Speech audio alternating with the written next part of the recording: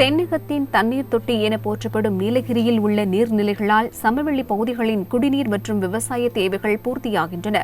ஆனால் இதற்கு அடித்தளமாக விளங்கும் நீலகிரியில் உள்ள அணைகள் முறையாக தூர்வாரி பராமரிக்கப்படாததால் நீரிருப்பு குறைந்து எதிர்காலத்தில் தண்ணீர் பற்றாக்குறை ஏற்படும் அபாயம் ஏற்பட்டுள்ளது.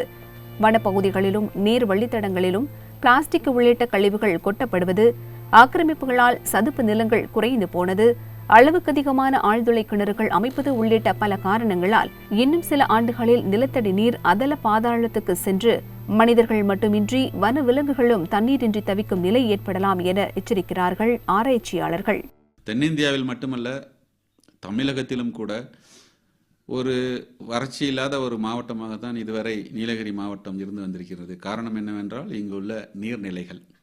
இது தமிழ்நாட்டுக்கு மட்டுமல்ல, தமிழ்நாடு, கேரளா, கர்நாடகா 3 மாநிலத்திற்கும் ஒரு நீர் ஆதாரம்.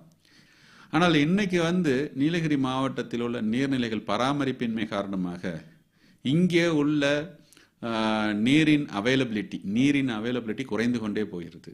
இப்படியே குறைந்து கொண்டே போகுமானால் ஃபியூச்சரில் எதிர்காலங்களில் நீர் பற்றாக்குறை ஏற்படுவதற்கு வாய்ப்புகள் உண்டு. ஏன் நீர் அவைலபிலிட்டி, அதாவது நீர் இங்கே இருக்கிற அளவு ஏன் குறைஞ்சிக்கிட்டு போகுதுன்றது காரணம் என்னன்னா, இங்கே ஏகப்பட்ட பேர் விவசாயம் செய்கிறாங்க.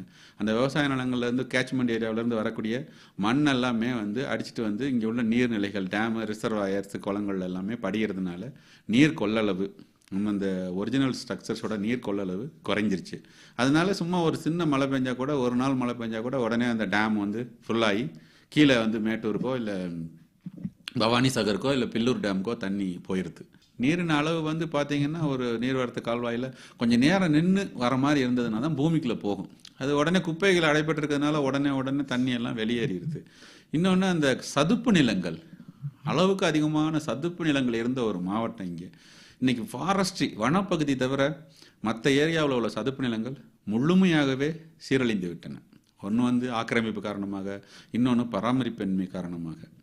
இதனால தான் என்ன ஆகுதுன்னா, இப்போ அப்பர் ரீச், அதாவது ஊட்டி ஒரு ஃப்ளாட்டு, இங்கே நீர் பூமிக்குள்ளே போனால் தான் அந்த நீர் சுற்றுப்புறம் குன்னூர், கூடலூர், மசினக்குடி அந்த மாதிரி ஏரியாவுக்கெல்லாம் போய் உங்களுக்கு ஸ்ட்ரீம்ஸ் வழியாக ரீசார்ஜ் ஆகி அங்கே தண்ணி சம்மர்ஸில் கிடைக்கும். அதுதான் இயற்கையான ஒரு வரைமுறை. இன்றைக்கி மேலேயே தண்ணி தேங்காதி பூமிக்குள்ளே போகாமல் இருக்கிறதுனால அந்த மாதிரி இடங்கள்ல ட்ரை ஆகுது. இது மட்டும் இல்லாமல் ஆழ்குழாய் ஓவர் எக்ஸ்ப்ளாய்டேஷன்ஸ் அப்படின்னு சொல்லப்படுது. தண்ணியை பயன்படுத்துகிற விதமும் ஒரு ரெகுலரைஸாக தான் இருக்கணும். அது நீலகிரியை பொறுத்தளவில் இப்போ வயலேட் ஆகிட்டு போயிட்டு இருக்குது. இப்போ ஆழ்குழாய் கிணறுகள் அதிகமாக அளவுக்கு அதிகமான எண்ணிக்கையில் நிறையா வந்துருச்சு.